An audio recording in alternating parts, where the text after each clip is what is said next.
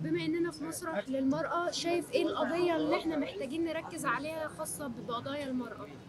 قضية الراجل. فتحة دلوقتي كل بالمصري. ايه اسباب؟ ما فيش أي أسباب غير الوقت. هي المشكلة بتبقى إن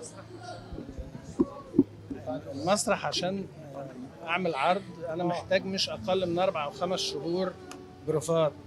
فلو 4 أو 5 شهور بروفات ده معناه إن أنا 4 أو 5 شهور ما بعملش حاجة تانية. تمام. فده طبعا بيبقى صعب جدا لأن بيبقى فيه ارتباطات طول الوقت لقدام خاصة بالسينما وبالدراما التلفزيونية، فبيبقى صعب.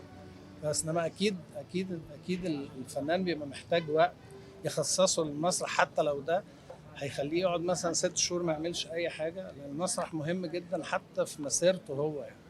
لو قلنا كلمة عن سماحة أيوب قولي. اقول ان هي واحده من رائدات الفن العربي والمسرح العربي، واقول ان هي ساهمت بقدر كبير وادتنا دروس كبيره جدا لما نقرا سيرتها او نشوف سيرتها يعني. نشوف انه قد كده في جيل كان عنده شغف حقيقي وعنده هم حقيقي فني يعني، وعنده احساس طول الوقت ان هو يدي للمسرح يعني. اكيد ست عظيمه يعني.